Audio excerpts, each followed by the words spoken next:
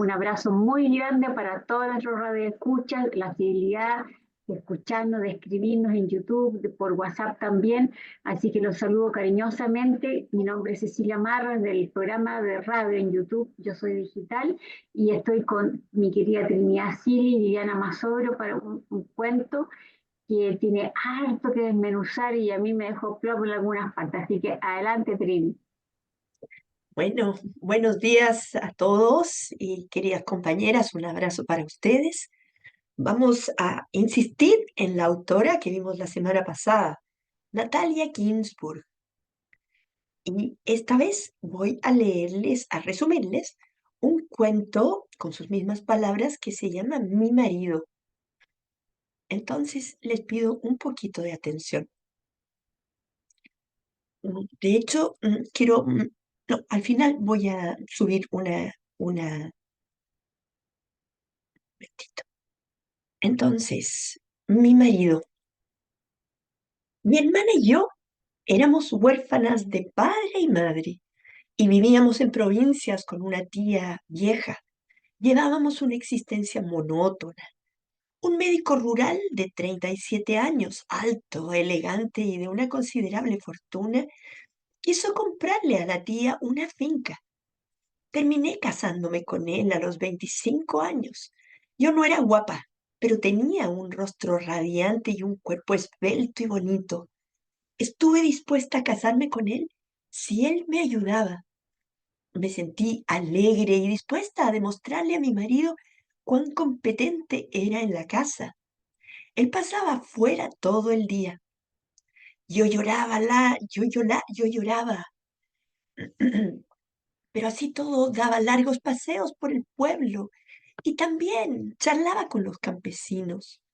Me sentía sola y una noche que me dio por llorar más aún, él la estrechó contra su hombro y aprovechó de confesarle que tenía un secreto que darle.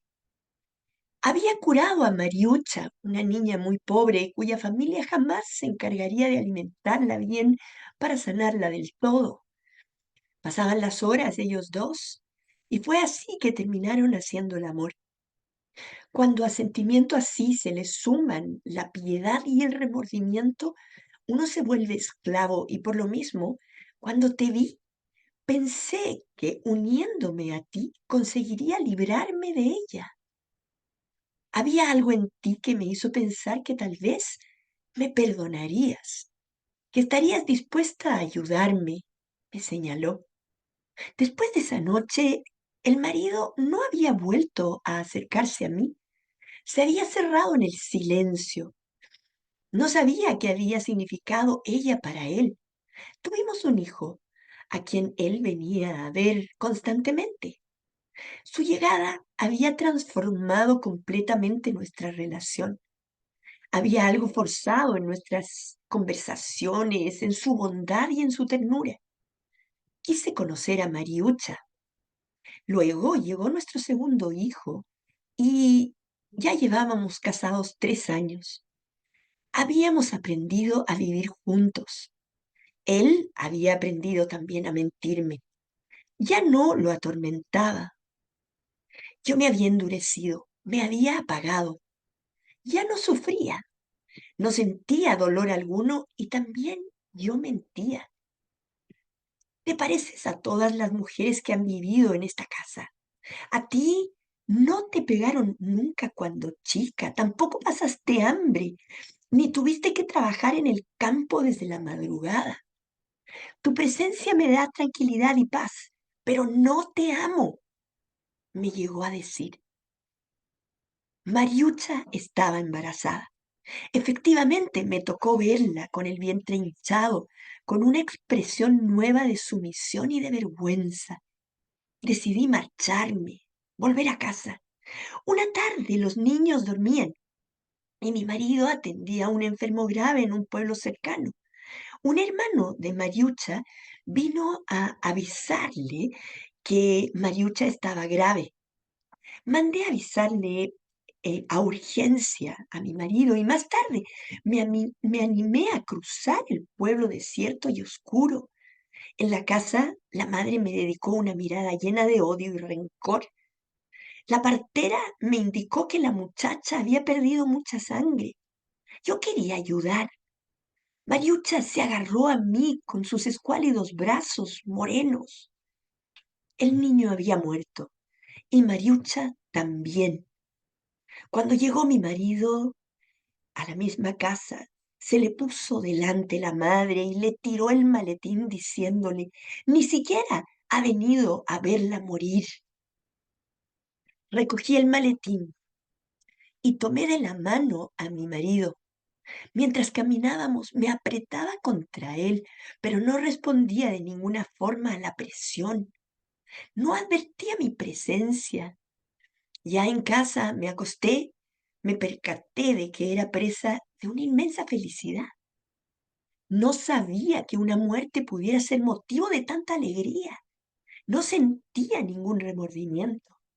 Hacía mucho que no era feliz. Sentía un orgullo absurdo por la contención que había mostrado aquella noche. De pronto un disparo perturbó el silencio de la casa. Bajé gritando por las escaleras y descubrí en el estudio aquel enorme cuerpo suyo inmóvil en el sofá. Aquella casa se había convertido en un lugar preciado para mí, pero me parecía que no tenía el derecho de vivir en ella porque no me pertenecía, porque la había compartido con un hombre que había muerto sin decirme una palabra. No había un solo lugar en el mundo al que deseara ir. Ahora sí quiero compartir una imagen, Cecilia, Sí, estamos listos. con la que yo de alguna manera me imaginé, me hubiera gustado buscar algo más rupestre, pero creo que esa imagen nos indica un poco el estado del matrimonio, ¿no? Quizás no partieron así, pero así terminaron, incluso peor. Y bueno, con esta lectura le doy la palabra a Viviana. Gracias, Trini. Bueno, nos encontramos con un relato que también pertenece al libro que vimos la semana pasada, El camino que va a la ciudad y otros relatos, que se acuerdan que había sido publicado en 1942, ¿no? Lo que tiene de interesante este relato, que de los tres que se presentan, este tiene la voz de la mujer. La semana pasada vimos una ausencia o la ausencia y digamos que el que contaba, el que narraba era el hombre, ¿no? Y en este caso la que asume el rol de narrador es la mujer. Y aparecen varios temas reiterados. Por ejemplo, el tema de la infidelidad, ¿no? En otro contexto, en un contexto rural, donde este médico, que siempre el médico y aún más en esas épocas, en el plano social era como el referente, ¿no? El importante, era el que se acudía en busca de consejo, tanto para lo físico como también para lo moral, lo espiritual. Y este hombre, que debía ser un referente, como decía, un modelo, sin embargo, era un hombre infiel. Si vamos al título, Mi marido, yo sentí un alto grado de impersonalidad, ¿no? Porque ese mi marido puede ser pensado de muchas maneras, cariñosamente, fríamente, despectivamente, y a lo largo del cuento vamos viendo cómo la protagonista lo observa, lo analiza, lo caracteriza de diferentes maneras. Y también insisto con el tema de la despersonalización, porque sobre todo lo siento en ella, estas mujeres que prácticamente son tomadas como objeto. Hay una parte del cuento que a mí me dejó muy dolorida, porque el marido va a comprarle una finca a la tía y se la termina llevando a ella, decide casarse con ella. Entonces yo pensaba un dos por uno, ¿no? O sea, la finca y la esposa, todo en un solo trámite, y me provocó escalofrío. porque si bien no era la misma finca donde iban a vivir, ella pasó a ser como una parte del mobiliario.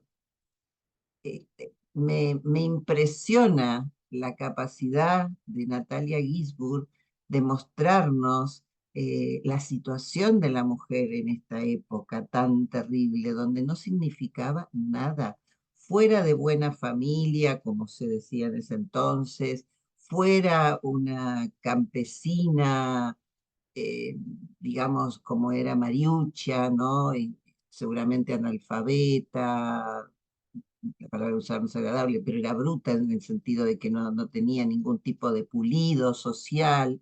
Entonces es terrible cómo nos muestra la vida de las mujeres. Y yo pensaba, no es solamente la vida de la protagonista, o sea, la esposa del doctor, y de Mariuccia, que son como los dos extremos en este triángulo amoroso junto con el doctor, sino también la vida de Feliceta, que era la señora que la ayudaba en el servicio, que también se vuelve vieja, malhumorada, la vida de las nodrizas. Trini nos contaba que hubo dos niños, Giorgio y Luigi. Cada niño tuvo su nodriza, porque la señora, la dueña de casa, la esposa, no tenía leche suficiente. Entonces su marido le resolvió el problema trayéndole una nodriza. Y cómo eran diferentes las nodrizas. Una era así como que se creía muy importante porque había trabajado en casas nobles, y la otra era una chica jovencita, amorosa, que había permanecido junto a la familia a pesar de que ya habían destetado a Luigi. Entonces me impresiona que desde un título absolutamente masculino, ¿no? Donde va a hacer referencia a mi marido, la autora, va desarrollando la vida de las mujeres. Inclusive una mujer que no he mencionado, que es la mamá de Mariuccia, que tenía varios hijos, que también la vivía muy mal, la partera, es decir, todo este mundo femenino que conversábamos con las compañeras, con Trini y con Ceci antes de iniciar el programa, que en muchos casos todavía persiste. Y eso realmente es terrible. Por eso creo que este cuento es modélico en un punto, ¿no? Nos lleva a pensar el rol de la mujer y si ha habido o no ha habido una evolución y cómo las mujeres de hoy ven a sus maridos o sus parejas, porque ya el matrimonio no es tan común como en otras épocas. Así que bueno, creo que como decía Ceci, hay mucho para sacarle al cuento y después vamos a avanzar un poquito más en otros temas. Gracias. Gracias, Vivi. Sí, en realidad el título dice mi marido, es como lo quiero para mí, y irónicamente no fue así en el desarrollo del cuento. Yo en los simbolismos vi el sombrero, el libro y el bosque. El sombrero que ella se pone cuando él la va a buscar, el sombrero que ella vuelve a nombrar cuando ella se mira al espejo y se ve una figura esbelta y ella piensa así, en realidad le voy a gustar a mi marido, lo voy a ayudar a que yo le guste y así va a ser. Bueno, y el cuento se va desarrollando que no es así. La tía, un papel fundamental porque ella astutamente ve un gran potencial en este médico que se puede llevar a la sobrina y lo logra invitándola a comer y sin saber ella encontró una gran ventaja. El aspecto psicológico, bueno, ella quería destacar en su matrimonio y quería ver que ella podía dar todo lo que la tía le había enseñado porque ella era huérfana y tenía todas las ganas de destacarse y así lo hizo el primer tiempo que ya estuvo. Bueno, él notablemente se enamoró de la campesina, que es lo que yo creo. Perdidamente enamorado, pero en la sociedad de esa época no era aceptado y él se horrorizaba. Y yo creo que él le escogió a esta chica, a la protagonista, porque se dio cuenta de que la iba a poder amoldar. Se demoró un montón, que todos los días le iba a decir que ese día le iba a contar, hasta que yo creo que él se dio cuenta en que en qué minuto ella ya estaba preparada para decirle que iba al bosque y tenía a Mariucha, que le pusieron así el nombre. bueno, una relación dinámica, desequilibrada, donde él tampoco a ella la dejaba hacer, desarrollarse en otras cosas que no fuera la casa. Y cuando él aceptó presentar la Mariucha, ella ya en ese minuto, la esposa dice, no salgo más de la casa, y bueno, y se dedicó a criar los hijos, un rol fundamental, los hijos, porque él cambió. Llegaba a la casa y jugaba con los niños, y había una relación familiar bien entretenida. El bosque sentí que eh, puede ser un lugar donde él realmente era él, donde se daba este amor con la campesina y donde él podía hacer lo que él era. No sabemos si él conversaba o no con la campesina, pero yo creo que él era él. Y la Mariucha representaba la tentación, lo prohibido, la libertad, inclusive la libertad que ella quería tener y la relación que ella quería tener con su esposo. Bueno, dejé otras cositas anotadas, así que lo dejo para la otra vuelta. Adelante, Trini. ¿Te has fijado, Vivi, cómo la Ceci ha desarrollado un nivel de análisis, pero Gracias a muy ustedes. bueno? Sí, Eso es lo que bueno, queremos perdonen, transmitirle a la gente. perdonen, ando un poquito resfriada, pero sigamos un poco con esto. Eh, quiero mostrarles nuevamente a la autora, porque creo que su imagen aquí, como verán, no es alegre. Y la verdad que si ustedes la conocieran un poco más de cerca, comprobarían que fue una mujer con un nivel de introspección de las personas muy fuerte. Y ella era una gran estudiosa del psicoanálisis. Y en este cuento se puede observar muy bien este aspecto, porque en este caso, em, ella viaja al interior de cada uno de los personajes, principalmente los del matrimonio, pero hace un recorrido inteligente observando cuáles son sus fragilidades y las debilidades. Pienso que en el caso del marido era una obsesión, no sé si enamoramiento, pero era una obsesión, quizás social, por tratar de sacar adelante el nivel de pobreza en el que vivía y además salvarla, pero se convirtió casi en una chiquilla que le robó también el corazón. Sin embargo, él ocupó a la otra mujer, a la protagonista, a la narradora, la ocupó, la utilizó y creo que además también la engañó. La engañó porque él debió haber planteado su situación amorosa, quizás sentimental que tenía con ella, y quizás pedirle incluso ayuda para tratar de olvidarla. Simplemente se la nombró, pero casi como que hubiera sido un hito en su historia, una chiquilla. Sin embargo, la nombró. Ahora él era un hombre que no la quiso nunca a la mujer con la que se casó porque en el momento ni siquiera fue capaz de empatizar con ella por la soledad que ella sufría y el abandono del que había sido parte. Cuando es ella la que quería contarle sus tristezas, su sentimiento de distancia, de abandono, él parte contándole al tiro y ni siquiera la escucha y le cuenta la historia de Mariucha. Y así ella se entera. El personaje de ella es interesante, conmovedor, porque fíjense en el nivel de resiliencia de ella, era huérfana de padre y madre. Después ve la ocasión de tener una mejor vida e incluso se deja ayudar por él para salir de allí y tener una mejor vida. Aprovecha la ocasión, soñando que iba a tener una mejor vida.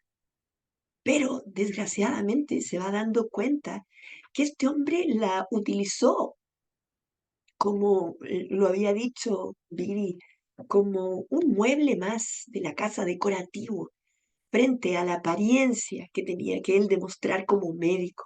Sin embargo, no pudo abandonar la obsesión. Ahora, al final, voy a pedirte unas poquitas palabras para referirme a ese final tan abrupto que rompe, bueno, la vida de ambos. Sí, Miri, te cedo nuevamente la palabra. Gracias, Trini. Justamente cuando vos mencionás el tema del psicoanálisis, yo había señalado un párrafo que les quería compartir, que habla de la sexualidad, ¿no? Un tema tabú para la época. Y es muy triste la forma en que se describe el primer encuentro de marido y mujer, que es en el hotel donde hacen noche en viaje desde donde vivía la protagonista hacia la casa del médico, ¿no? Y, la protagonista dice, a la mañana siguiente, cuando partimos, no había cambiado nada. No habíamos intercambiado más que unas pocas palabras y no se había encendido ninguna llama entre nosotros. No hubo deseo. O sea, siento que lo que hubo fue un acto mecánico establecido socialmente porque eran marido y mujer, ¿no? Y aparte con el fin de procrear, que era por lo cual en ese momento se tenían relaciones. Dice, desde mi primera adolescencia había pensado que un acto como aquel,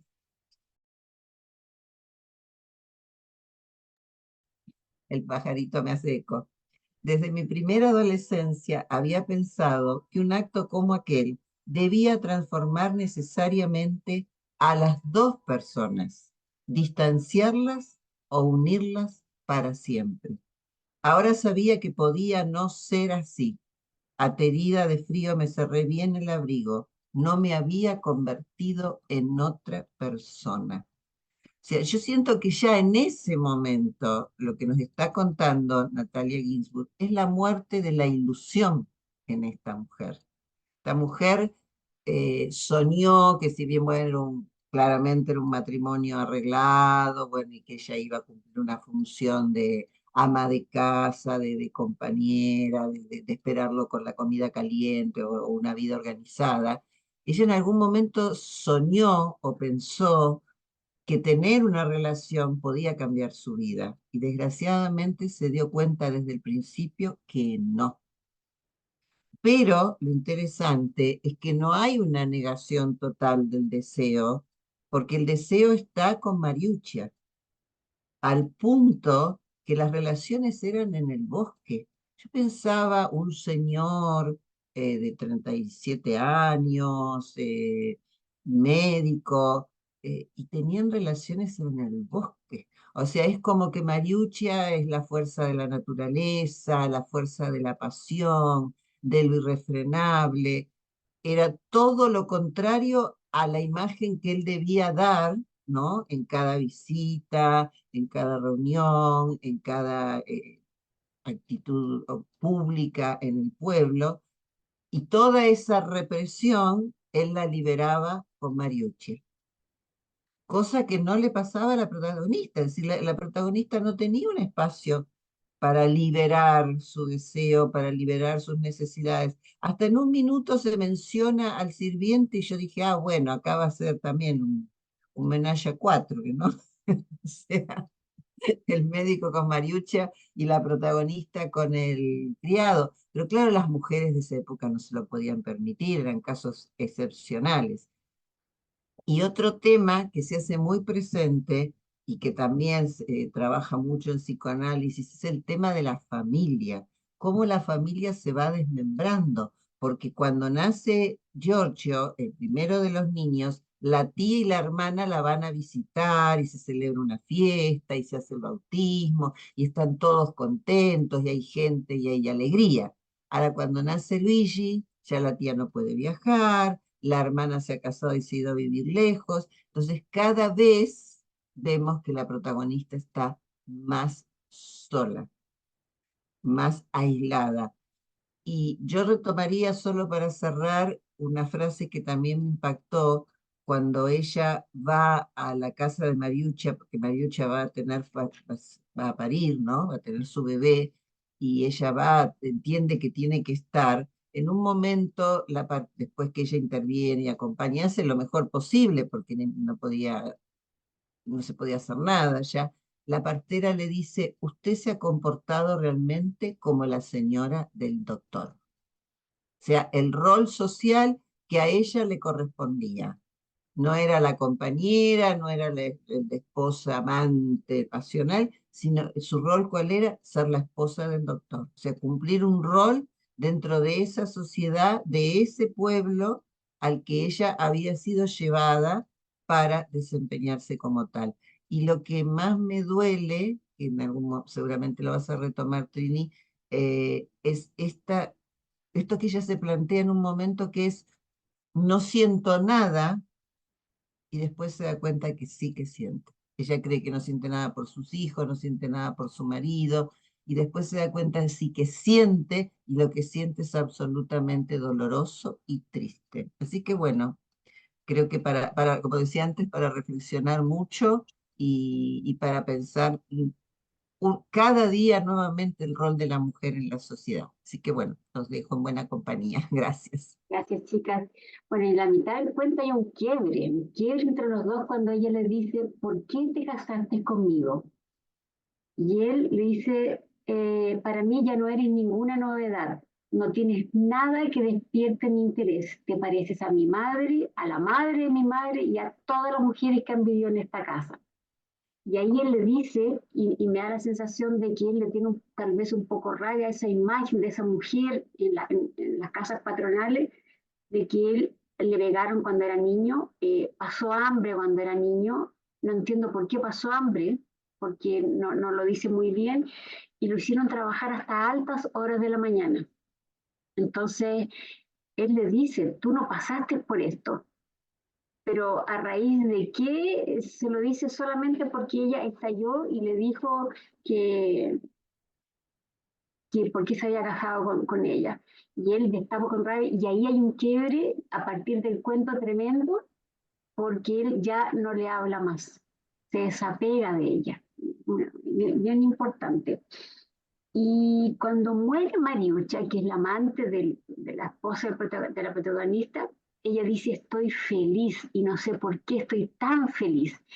Que una muerte me haya causado tanto esto, y ella pensó, bueno, finalmente se va a terminar esta tragedia que ella tiene de que su esposo se va con esta chica al bosque. Pero no sucede así, su vida no cambia. Él se mata, se suicida y su vida se torna nuevamente en un sinsentido. No le gusta la casa, no le gusta el pueblo y no sabe de dónde pertenece. Y eso viene de chiquitita porque al ser huérfana se va a vivir con la tía y después con el esposo, entonces como que nada le da sentido. La verdad es que un cuento bien importante, bien interesante. Adelante, Trini, tú querías decir algo.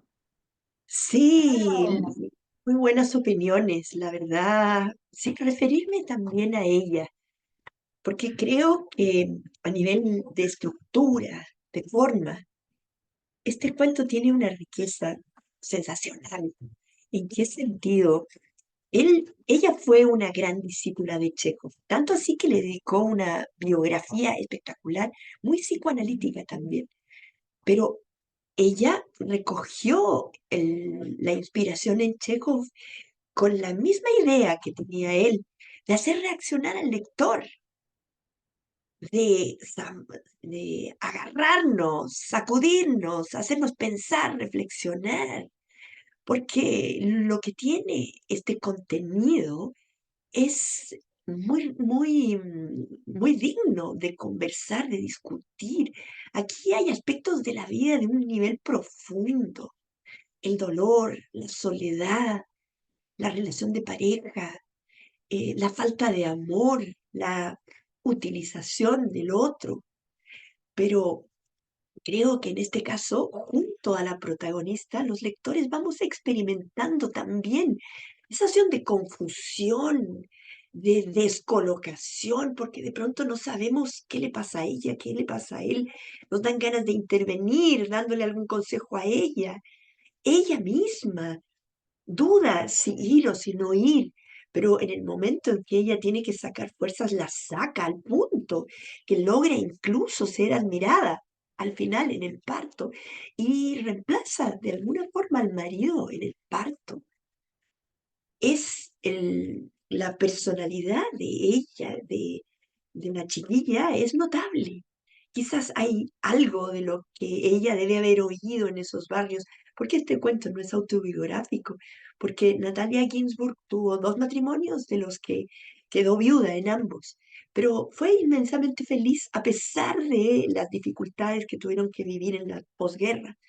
Pero la capacidad que tiene esta mujer para comprender los sentimientos, las emociones de cada uno de ellos, más sabemos de la mujer, porque es ella la que nos describe todo esto. Sin embargo, también nos acercamos al marido. El marido llega finalmente al parto, llega tarde y además se encuentra con una sorpresa espantosa, con una tragedia, y es incapaz de mantener y de continuar su vida sin Mariucha y menos sin el hijo y con el sentimiento de culpa espantoso que debe haber tenido. Y ella queda absolutamente sola, al punto de que duda y no sabe si quiere seguir en esa casa o no, porque siente que no le pertenece. Y el último punto que quiero tomar, que me llama la atención también, a propósito de la familia, que hay, advierto yo, un desapego hacia los hijos, porque la madre al final no se refugia en ellos, quizás se refugia en su propio sufrimiento y soledad, tal vez no se los quiere transmitir, pero el padre está muy ausente y ella recurre poco a los hijos, en algún momento interviene, por supuesto, es una familia acomodada, tiene sirvientes, pero ella está tremendamente sola y sobre todo abandonada por la vida. Muy bien, chiquillas, les agradezco mucho la intervención de cada una y sobre todo la profundidad que han tratado de darle al cuento con sus comentarios personales. Un abrazo para ustedes y para todos los radioescuchas. Hasta la próxima Cariños. semana. Voy a Chau, agregar chau. una cosita nomás que me llamó la atención, que ella logra desarrollar un papel al final, cuando ella atiende el parto junto con la madre de Mayucha. Sí, Ella se desapega de cualquier dolor, rabia, sentimiento hacia su amante, su esposo, y yo creo que ella lo comprende perfectamente bien, que propiamente tal no se sentía el amante, sino que como campesina estaba ahí, sucedió lo que sucedió, pero ella logra desarrollar un papel importante, como bien dijeron ustedes, y a lo mejor, quién sabe, dejamos a la imaginación, encuentra un desarrollo después para su vida, futuro. ¿cierto? Ceci, con relación a algo que tú dijiste antes, yo creo que cuando él le achaca a ella y le dice, tú no sufriste nada, yo creo que se refería más bien a Mariucha, más que a Sí, él mismo, ¿ah? exacto. Mm, claro, Mariucha era el símbolo de la persona sufrida, de la persona Que había pasado hambre. golpeada, descuidada, claro, no, no era él que le había pasado mal, era Mariucha. era Por Mariucci. eso para él era tan significativa, porque era una mujer diferente al resto de las mujeres, sí. A la que había que Importante salvar. la acotación, fíjate, porque yo lo asocié, yo pensé que a él le habían pegado, fíjate, qué buena la acotación, chiquilla, me encantó. Me había Muy bien, un Así es abrazo la para ustedes. literatura. Así es. Un besito grande hasta la próxima semana y saquen sus propias conclusiones. Eso. Cariños. Queríamos pedirle una vez más solidaridad con nosotros, con este maravilloso equipo que tenemos, el trabajo que se hace, que Trini escoge los cuentos, Viviana los analiza, los menuza, y yo, en mi opinión, por el trabajo del equipo. Es un tremendo trabajo que queremos que nos ayuden a viralizarlo con más personas, que por favor se suscriban a nuestro canal. Vayan al celular, al buscador, colocan Yo Soy Digital Chile y van al botón donde dice suscribirse. Nos van a ayudar montones para que YouTube le muestre a más personas como ustedes nuestro trabajo. Muchas gracias.